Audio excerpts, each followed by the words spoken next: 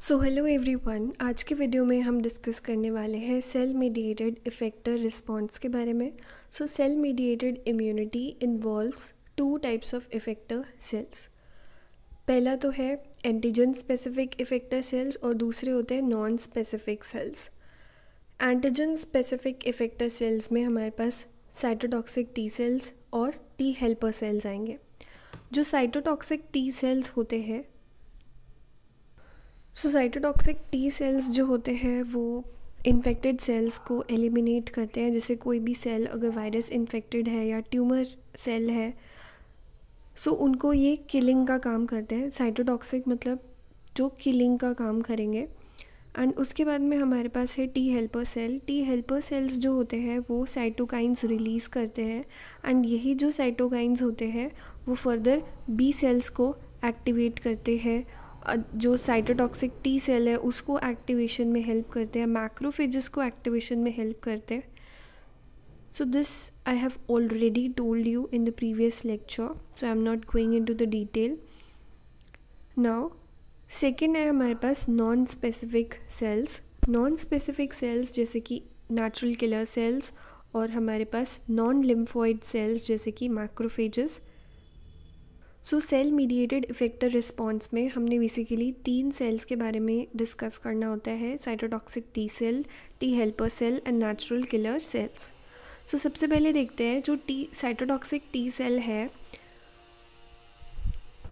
TC cell mediated effector response, इसके अंदर 2 steps हमको डिस्कस करने हैं। The first one is generation of the cytotoxic T lymphocytes, that is TC cells का generation कैसे होता है, एंड फिर वो जो भी टारगेट सेल है उसको किल कैसे करते हैं। मतलब मान लीजिए हमारी बॉडी के अंदर कोई कैंसरस सेल है या कोई वायरस इन्फेक्टेड सेल है, जो भी उनका टारगेट सेल है वो उनकी किलिंग कैसे करते हैं।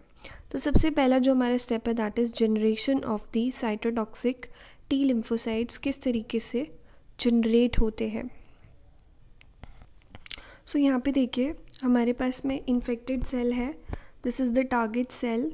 टारगेट सेल यानी कि ये मान लीजिए वायरस से इन्फेक्टेड कोई सेल है। अब इसका इंटरेक्शन होगा, देखो इसके ऊपर कौन सा रिसेप्टर होगा, MHC1, ठीक है। और इसने अपना जो एंटीजन है उसको यहाँ पर MHC1 रिसेप्टर पर प्रेजेंट करा हुआ है। यहाँ पे we have CTL precursor, that is cytotoxic T lymphocyte precursor. ये क्या है, ये होता है हमारे पास नेव टीसी सेल्स। ये क्या होते हैं, नेव टीसी सेल्स। देखो जो नेव टीसी सेल्स होते हैं, साइटोटॉक्सिक टी सेल्स होते हैं, they are incapable of killing the target cell. वो किल नहीं कर सकते, देयरफॉर उनको हम CTL प्रिकर्सर्स बोलते हैं। साइटोटॉक्सिक टी लिम्फोसाइट प्रिकर्सर्स उनको बोला जाता है। तो अभी ये किल नहीं कर सकते, इसलिए इनको हमने प्रिकर्सर बोला। बाद में जब ये एक्टिवेट हो जाएंगे, फिर ये जब एडल्ट फॉर्म में आ जाएंगे, फंक्शनल CTL फॉर्म में आ जाएंगे, फिर ये क्या कर सकते हैं, किलिंग कर सकते हैं। तो अभी यहाँ तक आपको समझ आया कि भाई हमारे पास में नेव टीसी सेल है। अब इसके ऊपर क्या है, this is the T cell receptor and CD8 marker इसके पास है। यहाँ पर इंटरैक्शन हुआ। देखो जो साइटोटॉक्सिक टी सेल्स होते हैं ना, वो उन्हीं एंटीजन्स को रिकॉग्नाइज करेंगे जो कि MHC1 से बाइंड है, और जो टी हेल्पर सेल्स होते हैं वो उन्हीं एंटीजन्स को रिकॉग्नाइज करते हैं जो MHC2 से बाउंड है, MHC2 रिसेप्टर से बाइंडेड है। यहाँ पर साइटोटॉक्सिक टी सेल ने यहाँ पर रिकॉग्नाइज करा एंटीजन को जो कि MHC1 पे अटैच था। Now this CTLP, which is cytotoxic T lymphocyte precursor, अब ये क्या करने लगता है, इंटरल्यूकिन 2 रिसेप्टर एक्सप्रेस करने लगता है। तो यहाँ पे देखिए, यहाँ पे अभी कोई रिसेप्टर नहीं है, लेकिन यहाँ पे इंटरल्यूकिन 2 रिसेप्टर एक्सप्रेस ये करने लगा है after the interaction. Proliferation and differentiation होगा इसका, which requires interleukin 2 which will be secreted by T helper 1 cells. अब ये कैसे होता है, यहाँ पे देखिए हमारे पास टी हेल्पर सेल है, this is the T helper cell. जैसा कि मैंने आपको बताया था कि जो टी हेल्पर सेल्स होते हैं वो उन्हीं एंटीजन्स को रिकॉग्नाइज करेंगे जो कि MHC2 पर बाइंड है, जो MHC2 रिसेप्टर से बाइंडेड है, उन्हीं एंटीजन्स को ही रिकॉग्नाइज कर सकते हैं। अब जो भी एंटीजन प्रेजेंटिंग सेल है, एंटीजन प्रेजेंटिंग सेल जैसे कि आपका dendritic cell, B cells, B lymphocytes या फिर आपके मैक्रोफेजेस, ये क्या होते हैं हमारे पास एंटीजन प्रेजेंटिंग सेल्स होते हैं। सो इनमें से जो भी एंटीजन प्रेजेंटिंग सेल है उसने क्या करा हुआ है, MHC2 रिसेप्टर पर एंटीजन को प्रेजेंट करा हुआ है। और यहाँ पे टी हेल्पर जो सेल है इसके पास में कौन सा रिसेप्टर है, टी सेल रिसेप्टर है। अब इनकी इंटरैक्शन होगी तो जो टी हेल्पर सेल है वो एक्टिवेट हो जाएगा।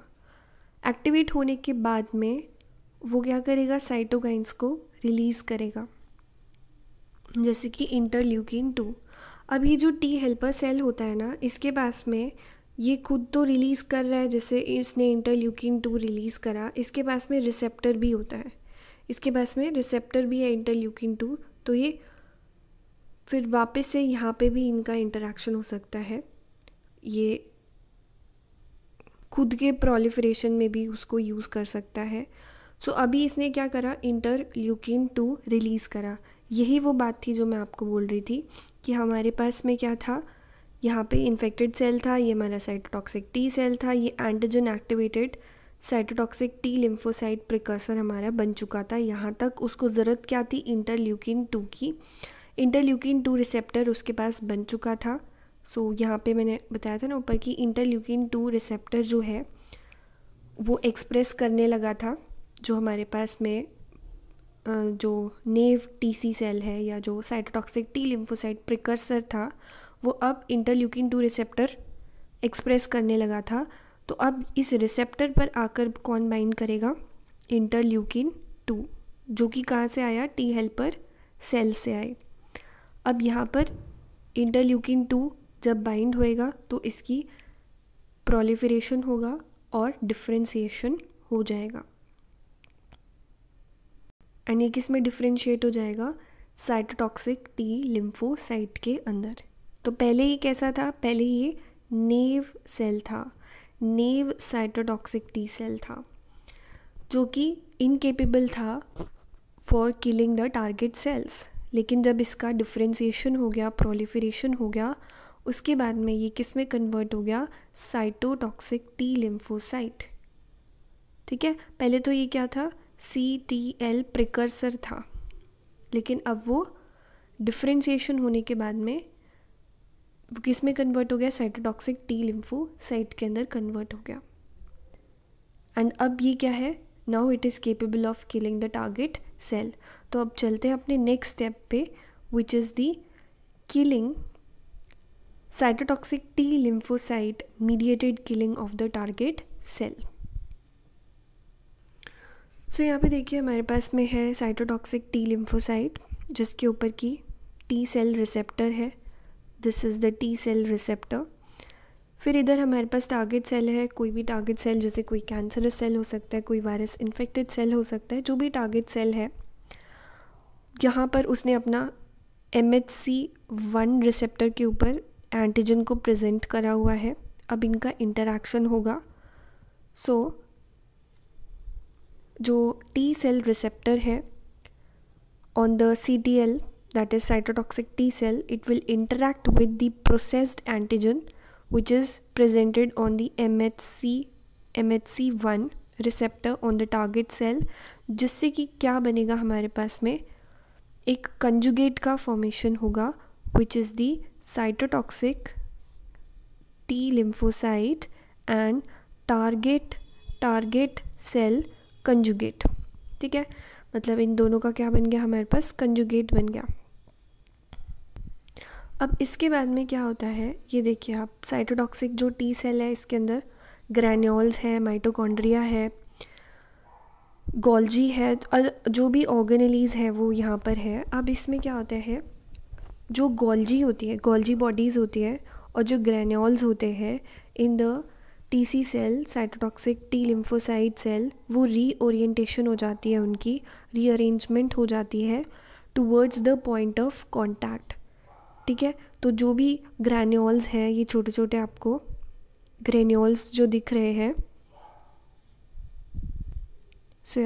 ये जो आपको छोटे छोटे ग्रैन्यूल्स दिख रहे हैं, ये क्या हो जाते हैं, यहाँ पर इकट्ठे हो जाते हैं, इनकी रीओरिएंटेशन हो जाती है towards the point of contact with the target cell, और जो गोल्जी बॉडीज़ है वो भी क्या आ जाती है, यहाँ पे कॉर्नर में आ जाती है, जहाँ से कि वो कांटेक्ट में है with the target cell. So अब क्या होता है, जो ग्रैन्यूल्स होते हैं they are released by the exocytosis process से ये जो यहाँ पर साइटोटॉक्सिक टी लिम्फोसाइट के अंदर ये जो ग्रैन्यूल्स थे वो क्या हो जाते हैं, रिलीज़ हो जाते हैं by the process of the exocytosis, वो रिलीज़ हो जाएंगे।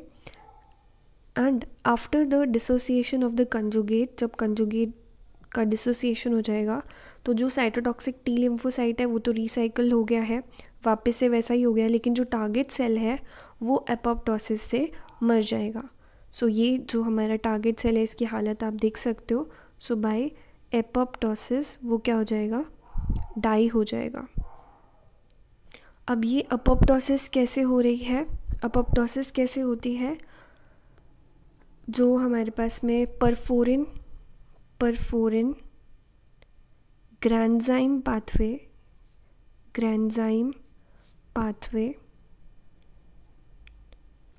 होता है, उससे क्या होती है, that leads to the apoptosis.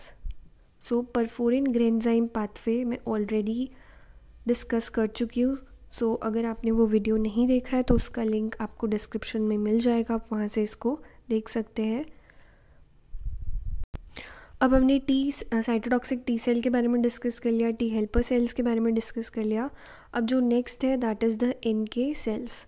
अब जो NK सेल्स होते हैं ना, they are involved in the early response to infection with certain viruses and the intracellular bacteria। So जो NK सेल का एक्टिविटी है that is stimulated by interferon alpha, interferon beta and interleukin 12। So अब हम देखते हैं killing mechanism by the NK cells. जो natural killer cells होते हैं वो किस तरीके से टारगेट सेल को मारते हैं, किल करते हैं। सो ये हमारे पास क्या है, नॉर्मल सेल है और ये NK सेल है। ओके, सो नॉर्मल सेल के पास में MHC1 रिसेप्टर है, AR लिगेंड है, एंड जो NK सेल है उसके पास भी AR मीन्स यहाँ पर AR का मतलब क्या है, activation receptor. Okay, activation receptor. So activation receptor जो कि कहाँ पे है, NK सेल के ऊपर है, वो इंटरैक्ट करता है AR लिगेंड के साथ में। AR means activation receptor ligand. अब जैसे इंटरल्यूकिन रिसेप्टर था, उससे क्या बाइंड करता है, इंटरल्यूकिन बाइंड करता है, वैसे ही जो AR रिसेप्टर है उसकी जो बाइंडिंग होगी वो किसके साथ में होगी, AR लिगेंड के साथ में बाइंडिंग होगी, राइट। सो नाउ ये जो हमारे पास एक्टिवेशन रिसेप्टर है ऑन द NK सेल, वो इंटरैक्ट करता है विद द लिगेंड जो कि नॉर्मल सेल्स के ऊपर प्रेजेंट है। ऑल्सो जो ऑल्टर्ड सेल्स है, जो वायरस इन्फेक्टेड सेल्स है, उनके ऊपर भी AR लिगेंड प्रेजेंट है। अब यहाँ पे फ़र्क क्या आता है, जब इसकी बाइंडिंग होती है, जैसे यहाँ पे AR जो हमारा एक्टिवेशन रिसेप्टर है, जब वो लिगेंड के साथ में बाइंडिंग हुई तो एक पॉजिटिव सिग्नल गया NK सेल को कि हाँ भाई जो सामने सेल है वो वायरस इन्फेक्टेड है, उसको मार दिया जाए। तो उसने उसको मार दिया, किलिंग हो गई। नॉर्मल सेल्स क्यों नहीं मरते फिर, देखो यहाँ पे ना कुछ हमारे पास इनहिबिटरी रिसेप्टर्स होते हैं जैसे ये जो हमारा ये है हमारे पास में inhibitory receptors which is KIR CD94 या फिर NKG2। ये हमारे पास में इनहिबिटरी NK सेल रिसेप्टर्स हैं जो कि किसके साथ बाइंड करते हैं, क्लास 1 MHC के साथ में उनकी बाइंडिंग होती है। अगर उनकी क्लास 1 MHC के साथ में बाइंडिंग होती है तो नेगेटिव सिग्नल जाता है। तो कैसा सिग्नल जाता है, नेगेटिव सिग्नल जाता है कि भाई इसको नहीं मारना, इसको नहीं मारना। क्लास MHC1 अगर लगा हुआ है इसका मतलब वो अपना बंदा है, नॉर्मल सेल है, वो सही बंदा है, उसको नहीं मारना, वो तुम्हारा दुश्मन नहीं है, उसको किल नहीं करना, हमारी बॉडी के लिए ख़तरा नहीं है। तो उसको एक इनहिबिटरी सिग्नल जाएगा कि मत करो, इसको मत मारो, ये बढ़िया बंदा है, छोड़ दो इसे, ठीक है। So engagement of the inhibitory NK cell receptors like KIR CD94 NKG2 by the class 1 molecules gives them a inhibitory signal। लेकिन जो हमारे पास में वायरस इन्फेक्टेड सेल है उनके अंदर क्या होता है, जो MHC1 का एक्सप्रेशन है वो बहुत ज़्यादा कम होता है, वो बहुत ज़्यादा क्या होता है, रिड्यूस हो जाता है। मतलब जो वायरस इन्फेक्टेड सेल्स हैं उनके अंदर they have a very reduced level of MHC1 expression, या फिर जो ऑल्टर्ड सेल्स हैं, जो हमारे खुद के सेल्स हैं लेकिन वो ऑल्टर्ड है, वायरस इन्फेक्टेड है या कुछ भी डिजीज्ड सेल्स है, ट्यूमर इन्फेक्टेड है, पैथोजन से इन्फेक्टेड है कोई भी, तो उनको हमें क्या करना है, उनका जो लेवल है वो MHC का कम होता है, जिससे कि क्या होता है, अब किलिंग सिग्नल प्रीडोमिनेट करेगा। अब MHC1 तो यहाँ पर उसका तो है ही नहीं, अगर MHC1 होता तो इसको नेगेटिव सिग्नल मिल जाता, ये नहीं मारता, लेकिन MHC1 का लेवल तो इतना कम है कि यहाँ पे इंटरेक्शन नहीं हो रहा है। सो देयरफॉर ये प्रीडोमिनेट कर जाता है जो किलिंग सिग्नल है, जिससे कि उनकी क्या हो जाती है, डिस्ट्रक्शन हो जाती है।